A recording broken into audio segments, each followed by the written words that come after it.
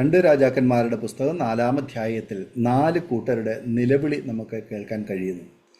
ഒന്നാമത്തെ നിലവിളി എന്ന് പറയുന്നത് ഒറ്റപ്പെട്ട് ഒന്നുമില്ലാത്ത ഒരമ്മയുടെ നിലവിളിയാണ്. ഈ നിലവിളിയെ പറ്റി പ്രതിപാദിക്കുന്നത് 2 രാജാക്കന്മാരുടെ പുസ്തകം 4-ാം അധ്യായം 1 മുതൽ 7 വരെയുള്ള വാക്യങ്ങളിലാണ്. ഭർത്താവ് മരിച്ചുപോയ വിധവയായ ഒരു സഹോദരി, ജീവിക്കാൻ ഒരു മാർഗവുമില്ല. കടക്കാർ അവരുടെ കുഞ്ഞുങ്ങളെപ്പോലും പിടിച്ചു കൊണ്ടുപോകാൻ ശ്രമിക്കുന്നു. എന്നാൽ ദൈവം ഒരമ്മയുടെ കണ്ണീരിന് എലീശയിൽ കൂടി മറുപടി നൽകുന്നതായിട്ട് നമുക്കവിടെ കാണാൻ കഴിയുന്നു.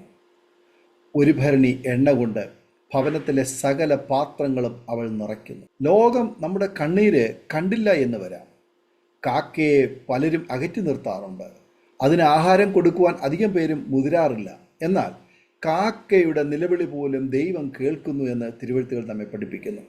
എങ്കിൽ ദൈവത്തിൻ്റെ സ്വരൂപത്തിലും ഛായയിലും നമ്മെ സ്വന്തം കൈകൊണ്ട് മെനഞ്ഞ് നമുക്ക് സ്വന്തം രൂപം നൽകിയ തമ്പുരാൻ നമ്മെ എത്രയധികം ഓർക്കുമെന്നോ.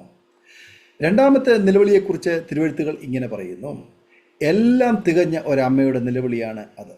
അതായത് ശൂന്യക്കാരത്തിയായ ധനികയായ സ്ത്രീ എന്നാണ് അവളെക്കുറിച്ച് അവിടെ എഴുതിയിരിക്കുന്നത്. 2 രാജാക്കന്മാരുടെ പുസ്തകം 4-ാം അധ്യായം അതിൻ്റെ 8 മുതൽ 37 വരെയുള്ള വേദഭാഗങ്ങൾ നമുക്ക് ഈ സംഭവം കാണാൻ കഴിയുന്നു.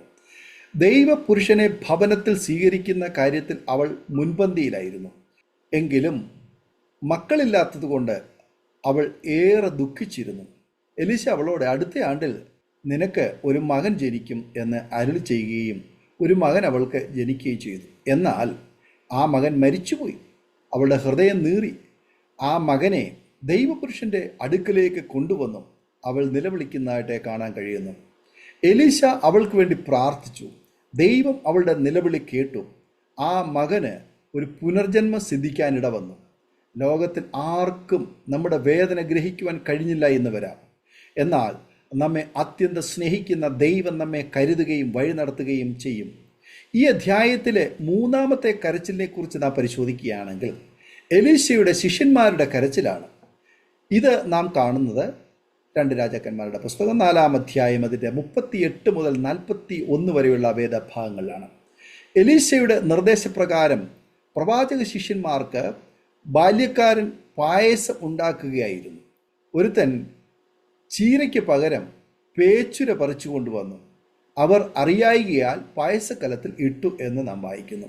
പായസം വിളമ്പി അത് കുടിക്കുമ്പോൾ കലത്തിൽ മരണം എന്ന് പറഞ്ഞ് അവർ നിലവിളിക്കുവാൻ തുടങ്ങി. ദൈവപുരുഷനായ എലീശ അവരോട് മാവ് കൊണ്ടുവരുവാൻ പറഞ്ഞു. അത് കലത്തിലിട്ടു. എന്തൊരത്ഭുതം! മരണം നീങ്ങിപ്പോയി. ജീവിതത്തിൽ മരണത്തെ മുഖാമുഖമായി കാണുന്ന സന്ദർഭങ്ങൾ ധാരാളം വന്നു ചേരാം. നാം രഹസ്യത്തിൽ കരഞ്ഞാലും പരസ്യത്തിൽ കരഞ്ഞാലും ദൈവം കേൾക്കും. മരണം വരെ പതിയിരിക്കുന്ന പല രോഗങ്ങളും നമ്മെ ആക്രമിച്ചു എന്ന് വരാം. ജീവിതത്തിൽ യാതൊന്നും ദൈവം അറിയാതെ സംഭവിക്കുന്നില്ല. ദൈവം ഒരു പ്രശ്നം നൽകിയിട്ടുണ്ടെങ്കിൽ ആ പ്രശ്നത്തോടൊപ്പം പരിഹാരവും നൽകും. ജീവിതത്തിലെ സകലത്തിനും ദൈവം ഉത്തരം നൽകുന്നു. 4-ാം അധ്യായത്തിൻ്റെ അവസാനത്തിൽ നാം കാണുന്നത് അസാധ്യങ്ങളുടെ മുൻപിൽ പകച്ചു നിൽക്കുന്നവർ ദൈവശബ്ദം അനുസരിക്കുമ്പോൾ അത്ഭുതം ദർശിക്കുന്നു എന്നതാണ്. ഇക്കാര്യം പ്രതിപാദിക്കുന്നത് ഇതേ അധ്യായം 42 മുതൽ 44 വരെയുള്ള വാക്യങ്ങളിൽ നമുക്ക് കാണാൻ കഴിയുന്നു. ബാൽശാലീസിൽ നിന്ന് ദൈവപുരുഷന് ആദ്യ ഫലമായിട്ട് 20 യവത്തപ്പവും മലരും പൊക്കണത്തിൽ കൊണ്ടുവന്നു. എലീശ അത് ജനത്തിന് തിന്മാൻ കൊടുക്കുക എന്ന് കൽപ്പിച്ചു. അപ്പോൾ എലീശയുടെ ബാല്യക്കാരൻ വിഷമിച്ചു. ഈ 20 യവത്തപ്പവും മലരും കൊണ്ട് എങ്ങനെയാണ് 100 പേർക്ക് വിളമ്പുക എന്ന് അവൻ ശങ്കിച്ചു. എന്നാൽ അത് ജനത്തിന് തിന്മാൻ കൊടുക്കുക എന്നും അവർ അത് തിന്നുകയും ശേഷിപ്പിക്കുകയും ചെയ്യുമെന്നും ദൈവം അരുളി ചെയ്യുന്നു എന്ന് എലീശ പറഞ്ഞപ്പോൾ ആ ദൈവശബ്ദം അവൻ വിശ്വസിക്കുകയും അവൻ വിളമ്പുകയും ചെയ്തു. അങ്ങനെ വിശ്വസിച്ചു.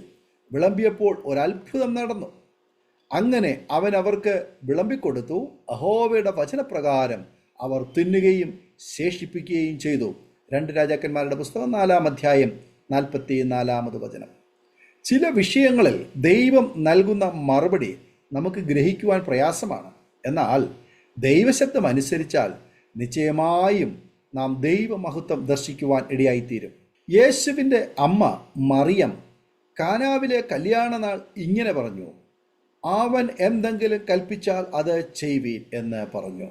യേശു പറഞ്ഞതുപോലെ അവിടെയുള്ളവർ പ്രവർത്തിച്ചു. അവർ ദൈവമഹത്വം ദർശിക്കുകയും ചെയ്തു. നമുക്ക് പാറയെ തകർക്കുന്ന ചുറ്റികയായ ദൈവവചനത്തിൽ ഉറച്ചു നിൽക്കുവാനിടയായിത്തീരണം. കാരണം സകല കണ്ണുനീരിനും മറുപടിയുണ്ട്. ദൈവശബ്ദം അനുസരിച്ച് പ്രത്യാശയോടെ നമുക്ക് ജീവിക്കാം.